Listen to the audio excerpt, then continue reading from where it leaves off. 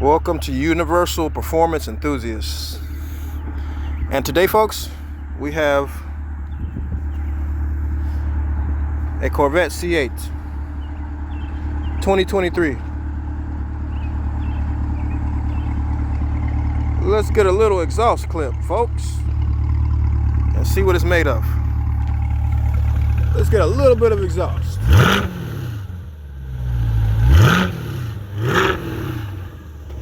That hurt my ears. That's good. You can turn it off. Yeah, that's pretty loud. It hurt my ears. That was only a little throttle. That was only a little.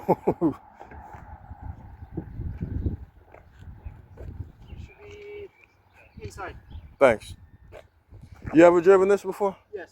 Is it worth the hype? Yes. Why do you say so? It's just an amazing all-around car. It sounds amazing. I don't know. Do you think it was worth the price inflation that occurred? Like, I believe these were, how much brand new? Like only 60,000 MSRP? And they ballooned all the way up to $125,000. Yeah, that's crazy. So the price did drop because they got the Z06 with the, I think it's a naturally aspirated 5.5 flat plate and crank V8 that sounds like a Ferrari.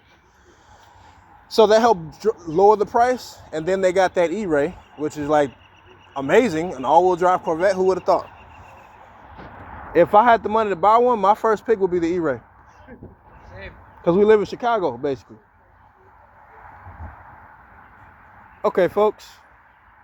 As you all know, this is the world's first mid-engine Corvette. So how do you pop this thing? There's a button inside the car. Okay. So, I believe it's right on the door right here. Okay. So Right here. Let me see. There's a bulb. Thanks. Okay. So that's for the trunk and this is for the hood. So that's for the rear hood and that's for the, I guess it's called a frunk. Yeah. That's weird.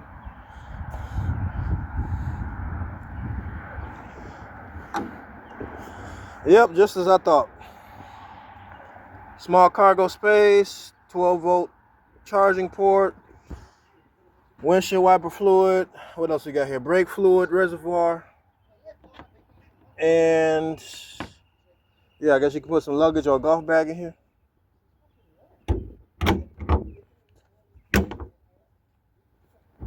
Okay.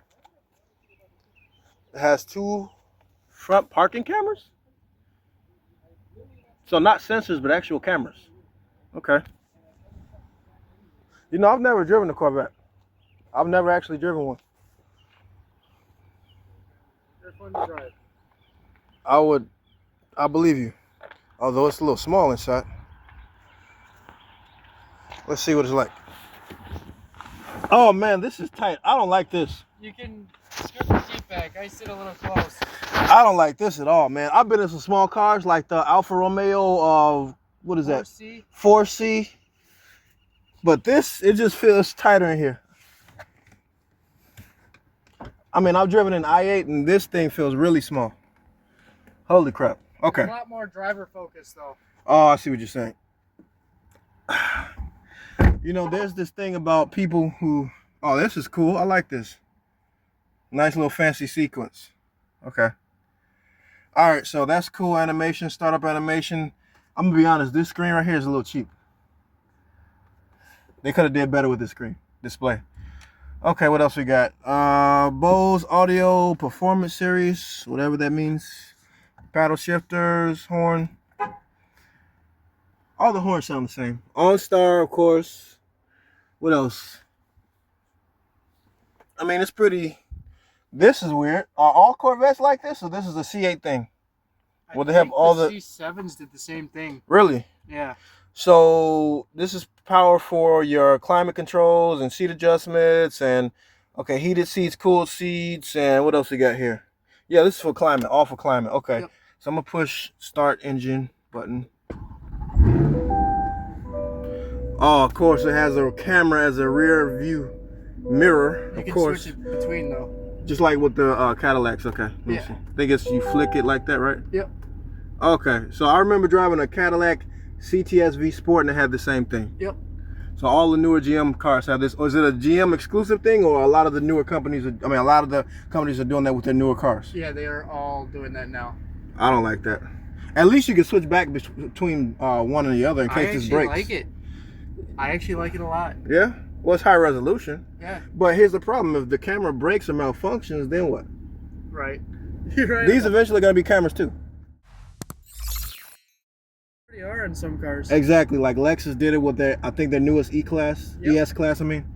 Weird. Okay, so let's see what we got.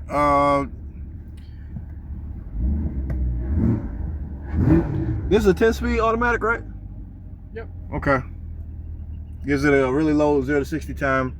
Same 6.2. I think it has like 495 horsepower, something like that. All right, so what I want to do now is step out of here. So how do I get out of here? Okay, I see now. Very tight, and I'm gonna push the. If that's a front, what do you call this thing in the back? The trunk. Okay, trunk. Fair enough. It was already open. Oh, okay. Is this a button or you just tap it? Tap it. Well, that's good. Why with the Urus don't they have this automatic cap? These are cool. That way you can never lose your gas cap. Right. Why can't everybody else do that? I don't know. 70 years of Corvette, 1953 to 2023. Okay. And this is the, I guess, symbol for the Stingray. Yeah. Okay. All right, here we go. Oh, this is cool. You actually have some more trunk space. I'm actually impressed. Is this the first sports car that has 2 storage spaces in the trunk and the front? First American V8, yes. American cars. Here's my question. How easy, it looks pretty easy to work on this engine back here compared to some of the European sports cars that have a mid-engine mount setup. Is that true? What do you think? I think it's a little harder. Well, of course, compared to, you know, it being in the front. Yeah. But I mean, to be honest, there's still a lot of space here. Right. But these can't, so you can modify the engine as much as you want. Yeah. You can install superchargers, turbochargers, anything you want. Right. But they do not you cannot mod the TCM. It's locked. Really? Yeah. So what do people do about that? They put all the horsepower in there. They can't modify the transmission, and every time you give it a lot of horsepower, it just goes into limp mode. Oh, to protect it from primary transmission? Yeah. Okay, makes sense. Because I've seen some twin turbo C8s on YouTube, and I always wondered, what are they doing about everything else? It's soft close too. The rear hatch is soft close. Oh, okay. And the camera, folks, is up here. So the rear camera is not down. Oh, no, I'll take that back. This is for the mirror. Yep. And this is for your backup camera. Okay, I got it now. Also quad exhaust. I wonder if it's stock or not. Here's your rear diffuser. How lovely this camber. Real nice. These are 20-inch wheels, right? I think so. I would assume so. Now, is that a real functional air scoop inside of here? Is this a real functional air scoop? Yes. For air intake? Yes, it is. Okay, so it's not just for fun. Nope. Okay, that's cool.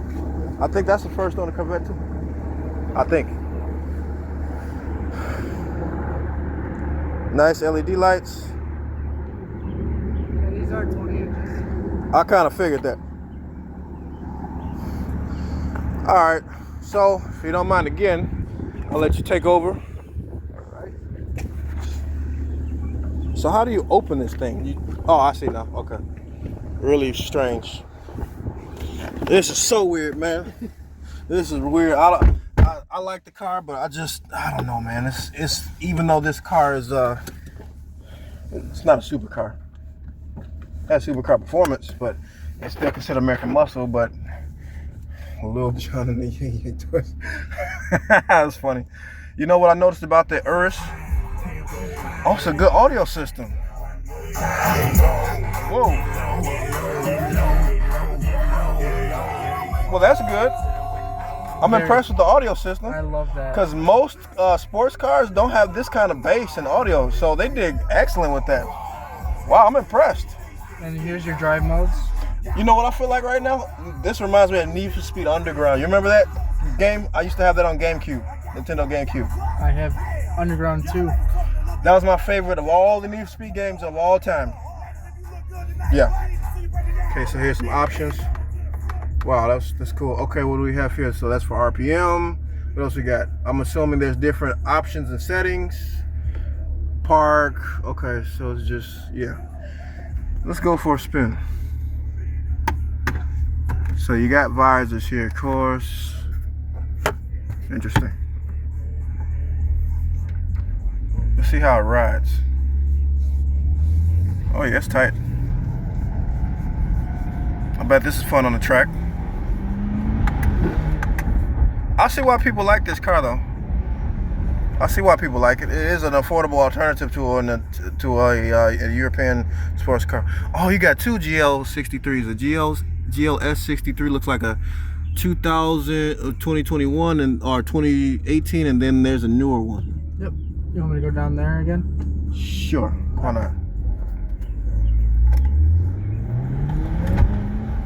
Oh yeah, I know this thing's good. I know it. I know it. You all like, share, subscribe. Follow the YouTube channel for more content coming soon, and we'll be having a driving video in the future. See you next time.